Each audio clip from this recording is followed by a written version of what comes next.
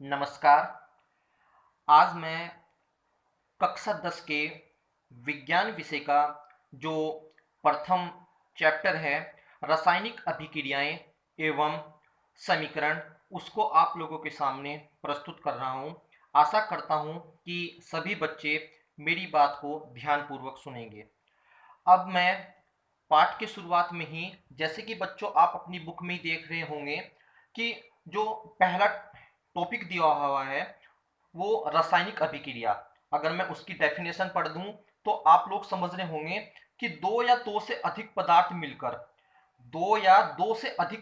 मिलकर एक या एक से अधिक नए गुणधर्मों वाले पदार्थों का निर्माण करते हैं तो उसको हम रासायनिक अभिक्रिया कहते हैं बेटे। रासायनिक अभिक्रिया अगर मैं एग्जाम्पल के तौर पर बताऊं कि हमने एक पदार्थ जो है वो हाइड्रोजन, दूसरा पदार्थ जो है वो हमने ऑक्सीजन ले लिया और अगर हम इन दोनों पदार्थों को आपस में मिला दें तो हमको जो मिलने वाला पदार्थ होगा उसका नाम जल होगा। अब जो रासायनिक अभिक्रिया है इसी टॉपिक पर जब हम आगे बढ़ेंगे, रासायनिक अभिक्रियाओं में जो हम शामिल कर सकते हैं वो क्या क्या चीजें हो सकती हैं, क्या क्या परिवर्तन होते हैं। तो रासायनिक अभिक्रियाओं में जो सबसे पहला परिवर्तन हो सकता है अवस्थाओं में परिवर्तन हो सकता है। जो दूसरा परिवर्तन हो सकता है उनके रंग में परिवर्तन हो सकता है। जो तीसरा परिवर्तन हो सकता है वो तापमान में परिवर्तन हो सकता है। जो चौथा परिवर्तन हो सकता है गैसों का उत्सर्जन हो सकता है। जो जो नंबर हो सकता है वाष्पीकरण हो सकता है। और भी बहुत सारे जो परिवर्तन होते हैं वो रासायनिक अभिक्रियाओं के अंतर्गत आते हैं। हमारे जो दैनिक जीवन है उसमें भी हम अपने आसपास कुछ ऐसी रासायनिक अभिक्रियाएं देखते हैं दैनिक जीवन में। जैसे भोजन का पाचन, जब हम भोजन खाते हैं और उसका जो हमारे शरीर में जाकर उसका पाचन होता है वो भी एक प्रकार की रासायनिक अभिक्रिया है।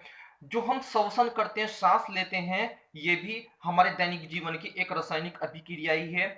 उसके आगे लोहे पर जंग लगना, हम अपने आसपास देखते होंगे कि अगर नमी के संपर्क में और प्रकाश के संपर्क में कोई लोहा आ जाता है तो कुछ दिनों बाद उस पर जंग लग जाता है, तो वो जंग लगना जो है वो भी एक रासायनिक परिवर्तन ही है। और एक और जो हमारे घरों में होता है दही का जमना, दही का जो दूध से दही का बनना होता है वो भी एक प्रकार का रासायनिक परिवर्तन ही है। अब मैं इस चीज को जब आगे बढ़ाऊंगा, आप लोग सभी अपनी किताब में देख रहे होंगे कि रासायनिक अभिक्रियाओं में दो चीजें बहुत इंपॉर्टेंट होती हैं, एक तो अभिकारक और एक उत्पाद। अब मैं आप अपनी बुक में देख रहे होंगे, सबसे पहले मैं अभिकारक बता देता हूं। अभिकारक क्या होते हैं? ऐसे पदार्थ जो किसी रासायनिक अभिक्रिया में भाग लेते हैं, ऐसे पदार्थ जो किसी रासायनिक अभिक्रिया में भाग लेते हैं उनको हम अभिकारक कहते हैं। और जो हमको परिणाम प्राप्त होते हैं उनको हम उत्पाद कहते हैं। तो ऐसे पदार्थ जिनका निर्माण रासायनिक अभिक्रियाओं में होता है उनको हम उत्पाद कहते हैं। जब इसी चीज को मैं आगे बढ़ाऊंगा, आप अपनी बुक में देखते जा रहे होंगे, तो जो अगला टॉपिक दिया हुआ है रासायनिक समीकरण। रासायनिक जो समीकरण होती हैं वो कैसे लिखी जाती हैं, आप लोग अपनी बुक में देख रहे होंगे कि रासायनिक अभिक्रियाओं को रासायनिक समीकरण द्वारा निरूपित किया जाता है। रासायनिक जो अभिक्रियाएं होती हैं उनको रासायनिक समीकरणों द्वारा निरूपित किया जाता है। उन रासायनिक समीकरणों में भी जो उनके रासायनिक सूत्र होते हैं उनके द्वारा हम उनको लिखते हैं और आसानी के साथ उनको पढ़ सकते हैं। आप लोग जानते हैं कि पदार्थ की जो हमारी तीन अवस्थाएं होती हैं, सबसे पहली ठोस जिसको हम सॉलिड कहते हैं, दूसरी अवस्था जो होती है द्रव अवस्था जिसको हम लिक्विड कहते हैं, और जो हमारी तीसरी अवस्था होती है उसको हम गैस कहते हैं।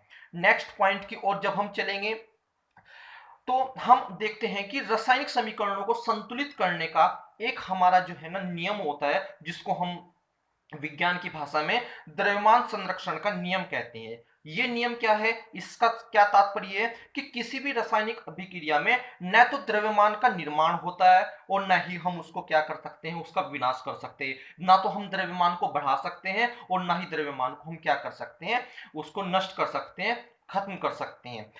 किताब जब हम अगले पेज की ओर बढ़ेंगे तो उसमें आप देख रहे होंगे बेटे कि रासायनिक जो अभिक्रियाएं होती हैं उनके प्रकार दिए हुए हैं।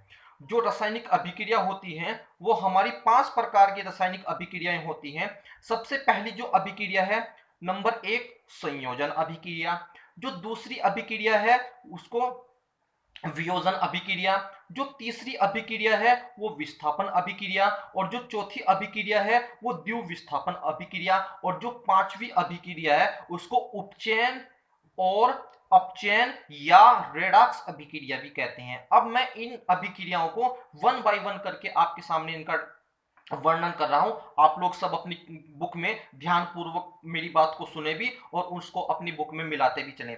सबसे पहले अभिक्रिया, जैसे मैंने आप लोगों को बताई, संयोजन अभिक्रिया। ये अभिक्रिया क्या होती है? इस अभिक्रिया में दो या दो से अधिक अभिकारक आपस में मिलकर एकल उत्पाद का निर्माण करते हैं। दो या दो से अधिक अभिकारक मिलकर एकल उत्पाद का निर्माण करते हैं, जिन अभिक्रियाओं को हम संयोजन अभिक्रिया कहते हैं। ये जो होती है, एग्जाम्पल के तौर पर कोयले का दहन, कोयले को जलाना, और दूसरा जो एग्जाम्पल हो सकता है जल का जो निर्माण होता है। ये दोनों के दोनों जो मैंने अभी आपको एग्जाम्पल बताए, ये रासायनिक अभिक्रिया जो होती है उसमें संयोजन अभिक्रिया का एग्जाम्पल है। अब जब दूसरे टाइप की जो अभिक्रियाएं होती हैं, वियोजन अभिक्रिया, आप अपनी बुक में अगले नेक्स्ट पेज पर चलें तो आप देख रहे होंगे वियोजन अभिक्रिया क्या होती है कि एक अभिकारक टूटकर जब दो या दो से अधिक उत्पादों में बदल जाता है। एक अभिकारक टूटकर दो या दो से अधिक उत्पादों में बदल जाता है, तो उन अभिक्रियाओं को हम क्या कहते हैं? वियोजन अभिक्रिया कहते हैं। आप लोगों ने जब बुक में देख रहे होंगे तो वियोजन अभिक्रिया जो होती है वो तीन टाइप की होती है। नंबर एक, उष्मीय वियोजन। नंबर दो, वैद्युत वियोजन। और नंबर तीन जो होता है वो प्रकाशीय वियोजन। अब मैं वन बाय वन करके आप लोगों को इनका भी वर्णन कर देता हूं आप लोगों के सामने। सबसे पहले जो है, जब आप लोग अपनी बुक में देख रहे होंगे, उष्मीय वियोजन। अभिकारक का जब उष्मा के द्वारा वियोजन होता है तो उष्मीय वियोजन। नंबर दो है वैद्युत वियोजन। विद्युत धारा के प्रवाह के कारण जब वियोजन होता है तो उसको वैद्युत वियोजन। और जब तीसरे वाले की बात आती है प्रकाशीय वियोजन, जब सूर्य के प्रकाश की उपस्थिति में वियोजन होता है तो उसको प्रकाशीय वियोजन कहते हैं। नेक्स्ट, नंबर तीन जो अभिक्रिया का प्रकार है, विस्थापन अभिक्रिया। जब आप लोग अपनी बुक में देख रहे होंगे, इस अभिक्रिया में अधिक क्रियाशील तत्व कम क्रियाशील तत्व को उसके यौगिक से विस्थापित कर देता है, तो इस अभिक्रियाओं को विस्थापन अभिक्रिया कहते हैं। मैं एक बार फिर रिपीट कर देता हूं, इस अभिक्रिया में अधिक क्रियाशील तत्व कम क्रियाशील तत्व को उसके यौगिक से विस्थापित कर देता है। एग्जाम्पल के तौर पर लोहा plus copper sulphate is equal to लोहे का सल्फेट प्लस कॉपर। अगर मैं इसको रासायनिक सूत्र के हिसाब से समीकरण बताऊं तो Fe plus CuSO4 is equal to FeSO4 plus के Cu। जो हमारी चौथी अभिक्रिया है, द्विव विस्थापन अभिक्रिया।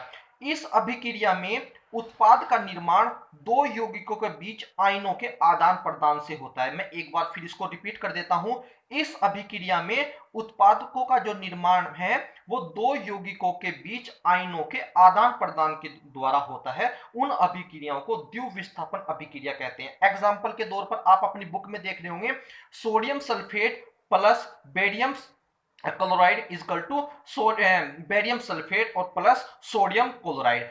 अगर मैं इसको रासायनिक सूत्र के आधार पर इस समीकरण को आप लोगों को बताऊं तो Na2SO4 plus BaCl2 is equal to BaSO4 plus 2NaCl। ये आपकी जो रासायनिक समीकरण है ये हमारे सामने। अब जो पांचवा नंबर जो हुआ उपचयन और अपचयन अभिक्रियाएं। ये अभिक्रियाएं क्या होती है? पहले तो मैं उपचयन और अपचयन अभिक्रियाओं आप लोगों को अलग अलग बता देता हूं। उपचयन पदार्थों में, जिन पदार्थों में ऑक्सीजन की वृद्धि होती है और हाइड्रोजन का जो है ह्रास होता है उनको उपचयन कहते हैं। और अपचयन जो होती है, ऐसे जिन पदार्थों में हाइड्रोजन की वृद्धि होती है और ऑक्सीजन का ह्रास होता है उनको अपचयन कहते हैं। ये दो नाम एक जैसे हैं तो इनको भी आप ध्यान पूर्वक सुने, एक उपचयन होता है और एक अपचयन होता है।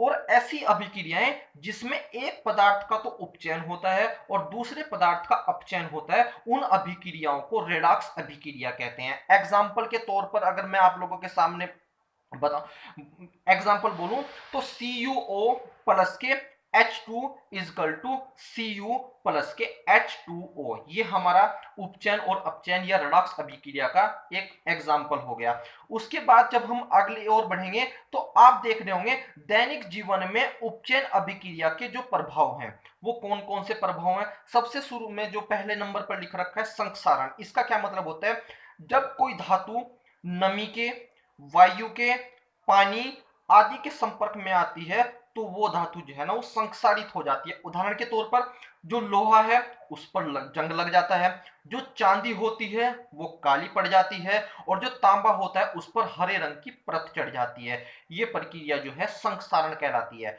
उसके बाद जो नेक्स्ट हेडिंग है उसका विकृत गंधिता। ये क्या तात्पर्य है, जो वसा युक्त और तेलीय खाद्य पदार्थ होते हैं, ऐसे पदार्थ जिसमें चिकनाई होती है, खाद्य वसा युक्त होते हैं, वायु के संपर्क में आने पर उपचयित हो जाते हैं, जिसके कारण उनका स्वाद भी, टेस्ट बदल जाता है और उनकी गंध भी, जो उनकी स्मेल होती है वो भी दोनों की दोनों बदल जाती हैं।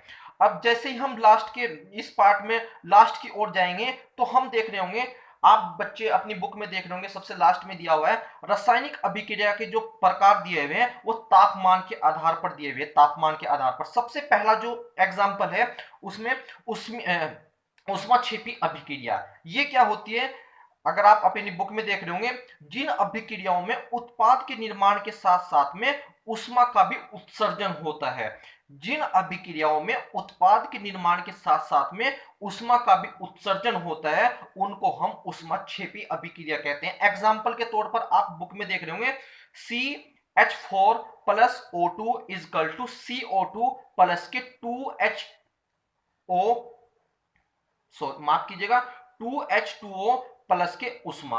ये जो हमारा एग्जाम्पल है उष्माक्षेपी अभिक्रिया का है। उसके बाद जब हम आगे जो सेकंड वन है उष्मा शोषी अभिक्रिया। ये अभिक्रिया क्या होती है, जिन अभिक्रियाओं में अभिकारकों को जोड़ने के लिए उष्मा, प्रकाश और विद्युत ऊर्जा की आवश्यकता पड़ती है उसको उष्मा शोषी अभिक्रिया। मैंने 3 नाम बताए, उष्मा की आवश्यकता पड़ती है, प्रकाश की आवश्यकता पड़ती है और विद्युत की ऊर्जा की आवश्यकता पड़ती है, उसको उष्मा शोषी अभिक्रिया कहते हैं। इसका एग्जाम्पल जो है, इसका वही एग्जाम्पल है जो हमने वियोजन अभिक्रिया का एग्जाम्पल पढ़ा है।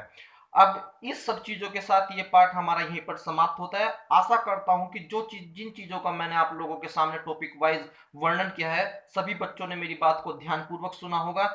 इस पहले पार्ट के जो गृह कार्य है उसको मैं जब आप लोगों को बताऊंगा तो वो मैं आप लोगों को अपनी नेक्स्ट वीडियो में बताऊंगा। आप लोग इन्हीं सब चीजों को अपनी बुक के और इस वीडियो के माध्यम से तैयार करें। Thank you.